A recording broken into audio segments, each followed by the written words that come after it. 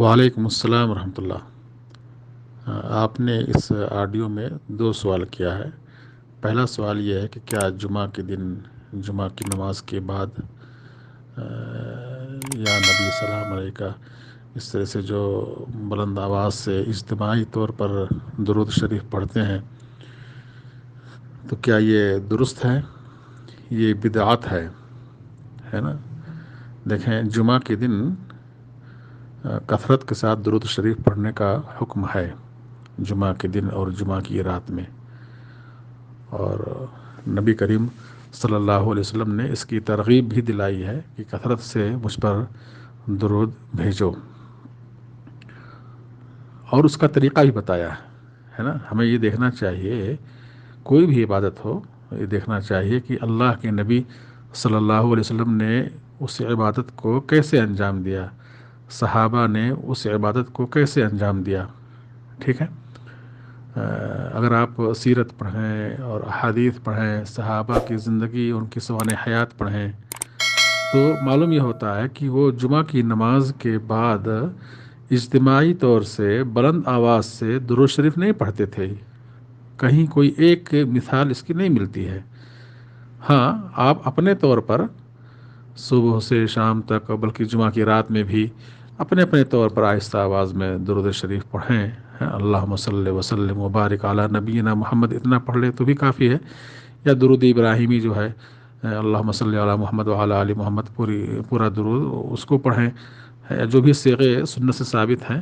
بہرحال نبی کریم صلی اللہ علیہ وسلم پر بکثرت درود پڑھنا چاہیے، اور بالخصوص جمعہ کے دن اور جمعہ کی رات میں، لیکن اس کا طریقہ چینج کرنا، ایک خاص طریقہ بنا لینا، یا کہ اجتماعی طور سے درود پڑھنا اور بلند آواز سے اکٹھا ہو کر کے درود پڑھنا، یہ جو ہے بدعت ہے، سنت سے ثابت نہیں ہے۔ ہر قسم کی بھلائی سنت کی اتباع میں ہے۔ آپ خود غور کریں کہ جس نبی نے ہمیں درود پڑھنے کا حکم دیا، یا جس دین نے ہمیں درود پڑھنے کا حکم دیا، کیا حکم دینے کے بعد اس کا طریقہ نہیں بتایا ہے؟ یقیناً اس کا طریقہ ہی بتایا ہے۔ اللہ کے نبی صلی اللہ علیہ وسلم نے جب کسی کام کا حکم دیا ہے تو آپ نے اپنی زبان سے اس کی تعلیمات دی ہیں، اس کا طریقہ بتایا ہے، اپنے عمل کے ذریعے بھی اس کا طریقہ کیا ہے بتایا ہے۔ تو ہر قسم کی بھلائی سنت کی اتباع میں ہے۔ ایسا نہیں ہے کہ اسلام نے حکم دے دیا ہے اور طریقہ اپنانا آپ کے اختیار میں چھوڑ دیا کہ جس طریقے سے چاہیں آپ وہ عبادت کریں، ایسی بات نہیں ہے، بلکہ اسلام نے اس عبادت کا، اس عمل کا طریقہ بھی بتایا ہے۔ اسی لیے آپ دیکھیں، عمل کی قبولیت کے لیے جو شرائط ہیں ان میں سے ایک شرط یہ ہے کہ وہ عمل سنت کے موافق ہو، نبی کریم صلی اللہ علیہ وسلم کے بتائے ہوئے طریقے کے مطابق ہو۔ اگر اس طریقے پر نہیں ہے تو وہ کیا ہے؟ بدعت ہے۔ حدیث ہے، آپ فرماتے ہیں من عمل عملا لیس علیہ امرنا فہو رد، جس نے کوئی ایسا عمل کیا جس عمل پر ہمارا حکم موجود نہیں ہے تو وہ مردود ہے نا۔ اب آپ دیکھیں کہ نبی کریم صلی اللہ علیہ وسلم نے کیا جمعہ کی نماز کے بعد آپ نے اجتماعی طور سے درود پڑھنے پڑھانے کا اہتمام کیا، یہ اس کا حکم دیا؟ کیا صحابہ نے ایسا کیا؟ ہرگز نہیں۔ لہذا دین میں کوئی نیا طریقہ نہیں ایجاد کرنا چاہیے۔ اللہ تعالی ہم سب کو سنت کی اتباع کرنے کی توفیق دے۔ آپ کا اس آڈیو میں دوسرا سوال یہ تھا کہ بہت سارے لوگ جب حج پہ جاتے ہیں، مدینہ جاتے ہیں، تو لوگ ان سے درخواست کرتے ہیں کہ آپ جا کر ہمارا سلام کہہ دیجیے گا روضہ رسول پر۔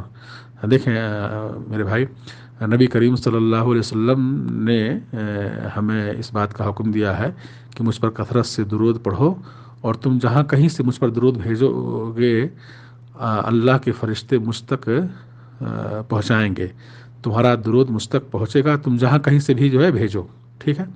ایسی ایک دوسری حدیث ہے، ان للہ ملائکہ سیاحین فی الارض یبلغونی عن امتی السلام، کہ اللہ کے فرشتے زمین میں گردش کر رہے ہیں جو میری امت کے سلام کو مجھ تک پہنچاتے ہیں۔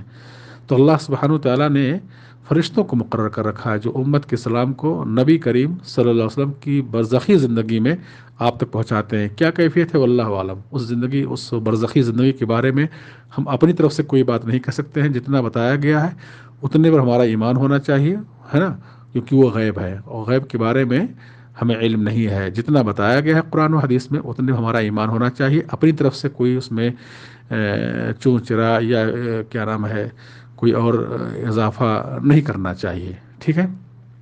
تو صحابہ کا یہ بھی عمل نہیں رہا ہے کہ وہ لوگوں کے ذریعے اپنا سلام نبی تک پہنچاتے رہے ہوں، آپ کے روضے تک یا آپ کی قبر مبارک تک لوگ حاجیوں کے ذریعے یا زائرین کے ذریعے اپنا سلام پہنچاتے رہے ہوں، ایسا کوئی ثبوت نہیں ملتا ہے۔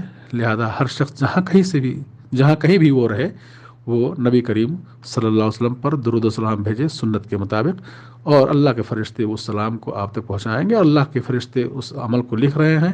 آپ نبی پر ایک بار درود بھیجیں گے، اللہ آپ کے اوپر 10 رحمتیں نازل فرمائے گا، 10 گناہ معاف کرے گا اور 10 درجات کو بلند کرے گا، ٹھیک ہے؟ تو اعمال لکھے جا رہے ہیں، ثواب دیا جا رہا ہے، اور اللہ نے نبی کو یہ عزت اور تکریم بخشی ہے کہ کچھ فرشتوں کو مقرر کر دیا ہے جو لوگوں کے سلام کو آپ تک پہنچاتے ہیں۔